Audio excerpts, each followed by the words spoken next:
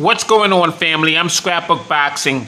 The Museum of the Forgotten Fisticuff series will continue covering the history of boxing. May 11th, 1898. James J. Jeffries knocks out 33-year-old James J. Corbett in Coney Island, New York. He knocks him out with a vicious 23-round savage beating. And James J. Jeffries weighed 218 pounds. Corbett weighed 188 pounds. Jeffries became the champion by knocking out Bob Fitzsimmons. The referee was Charlie White. Many experts in boxing will tell you that Charlie White was perhaps the greatest referee of all times. I would have to second that. Charlie White was an outstanding referee, and he refereed many of the early days' greatest fights in all of boxing. October 16, 1898. Welterweight champion Matty Matthews becomes champion when he defeats Ruth Ferns at Detroit, Michigan in a 15-round scrap. January 15th of 1889, Ruth Ferns of Washington defeats the world welterweight champion Mysterious Billy Smith and becomes the world champion on a foul in Buffalo, New York. The foul was ruled by referee Eddie McBride. Ruth Ferns was dropped 15 times before the fouling was ruled. January 26th of 1898, Mysterious Billy Smith knocks out Frank McConnell of San Francisco, California in 22 rounds. The bout was scheduled for 25 rounds, including the National Police Gazette. On February 17th, 1900, that belt would be issued. January 9th of 1898, the first black bantamweight and featherweight champion, George Dixon, was KO'd by Terry McGovern at the Broadway Athletic Club in New York. He was knocked out in 8 rounds. Now here's the issue. The featherweight championship title was on the line. While they fought as bantamweights, George Dixon weighed in at 118 pounds. He was 29 years old. Terry McGovern weighed in at 128 pounds. He was 19 years old. I wonder why Terry McGovern would knock out George Dixon. And Dixon's title was on the line. Dixon came in as a bantamweight, and McGovern came in officially as a featherweight. Very interesting.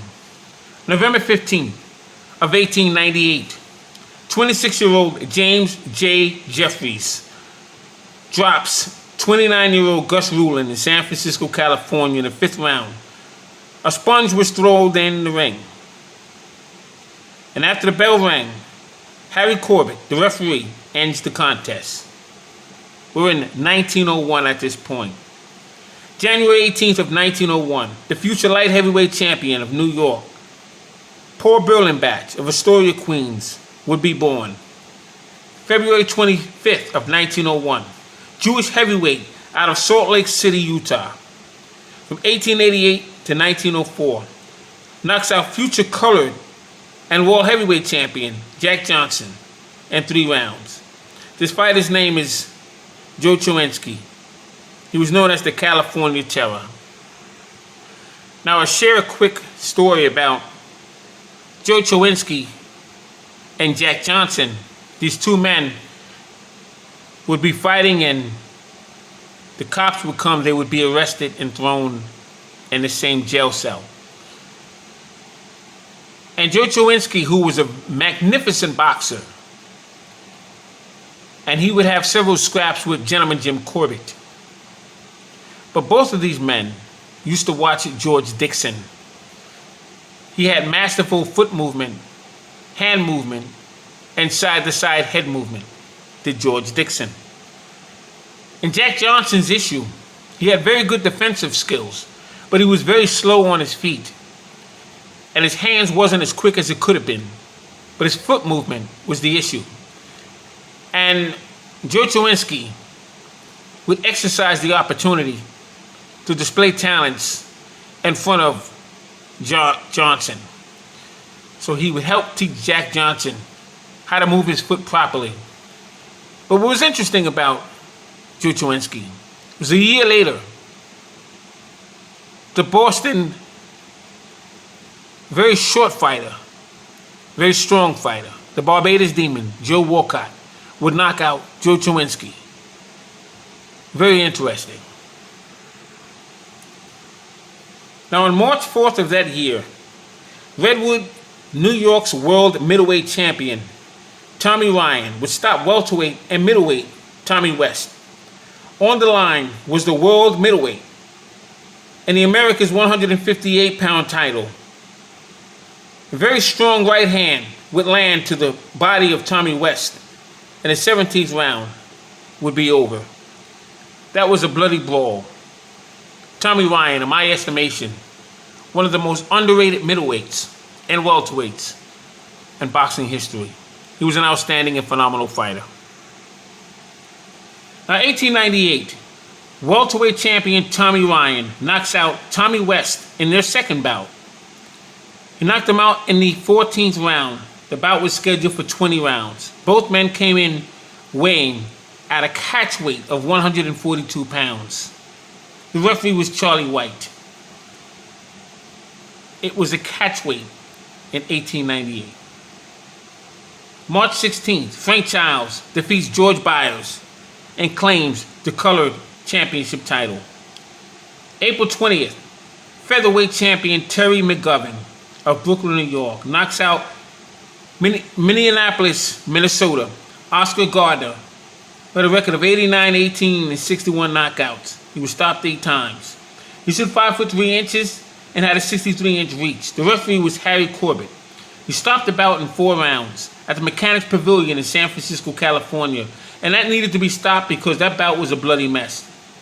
May 24th, Wu Ferns knocks out former welterweight champion Matty Matthews. May 29th, featherweight champion Terry McGovern knocks out Aurelio Herrera, 34-0, in the 5th round. And what was interesting about that bout, the referee Phil Warren has saved Aurelio from further punishment because he was getting handed the business. Once again, that bout took place at the Mechanics Pavilion. July 13th, future 2-time welterweight and 1-time middleweight champion, Elizabeth, New Jersey's Irish Mickey Walker was born. Edward Patrick Walker.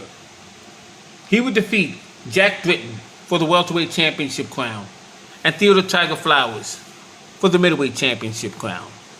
We'll talk about that fight as we get to it. September 23rd, welterweight champion Phil Ferns stops lightweight champion Frank Earn. The referee Eddie McBride has stopped the bout in 9 rounds that was scheduled for 20.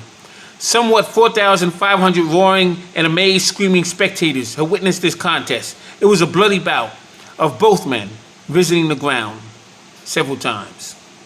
October 20th, featherweight Little Hebrew, San Francisco, California, 5'4", 66-inch reach, Abe Attell, drew with Little Chocolate, George Dixon, in 20 rounds. And that was on November 12th. October 28th, Abe Attell finally defeats George Dixon in 15 rounds at the West End Athletic Club, St. Louis. Both men were featherweight champions. The referee, George Slyer, had called it even. I'll show you another article. Both of these men fought at the Crib Club in Troy, New York, on the night of March 31st, 1891. George Dixon knocks out Kyle McCarthy in 22 rounds. Boxers wore gloves presented by the proprietors of the Police Gazette. And this is when George Dixon would become the first black fighter to win a second world title. He would capture the featherweight championship bout from Kyle McCarthy. And the article explains in detail, round by round, of that contest. Now here you have the famous John L. Sullivan. Here's a man in 1892 will lose his crown to Gentleman Jim Corbett in New Orleans in 21 rounds. John L. Sullivan, the Boston Strong Boy. Now I just dug into my John L. Sullivan scrapbook here, and I'm just scrolling a little bit. This book is very heavy. Everything about John O'Sullivan is in this book. I'm just scrolling, not going to any details. But article after article of John O'Sullivan is in this book here. And they talk about Sullivan and Corbett. Here, many dollars lost and won. James J. Corbett. Because it was winner take all. And after Corbett knocked out Sullivan in 21 rounds, he collected all the money. John O'Sullivan collected nothing. Corbett went home with the title. Now, before I end this video, just to keep it interesting, I'll show you a couple of special books. This is John O'Sullivan and Gentleman Jim Corbett. They would fight 1892, the Carnival of Champions. And I'm going to show you a special memento in a moment. I have these in special books. This is the Frank Leslie's Illustrated Weekly. Now, this is New York, September, let me get this right, 8th, 1892. This is the original magazine of the fight that took place in 1892 of the Carnival of Champions. Now, this binder that I have has over 1,000 of illustrations of fights took place in the 1800s. And this is the Carnival of Champions. These are the names: John O'Sullivan, James J. Corbett, Jack MacArthur, Billy Mayer, can hardly see with the glasses here, George Dixon, Jack Skelly. Scenes in front of the clubhouse, which is what this is. These are the participants. It was a 3-day event. And as you can see here, Carnival of Champions, September 5th, 6th, and 7th, 1892, at the Olympic Club in New Orleans, and these are the participants. I'm Scrapbook Boxing, Museum of the Forgotten Fisticuff series. All great fights and all great fighters will never be forgotten on my channel. See you in the next video. The complete history of boxing. Peace.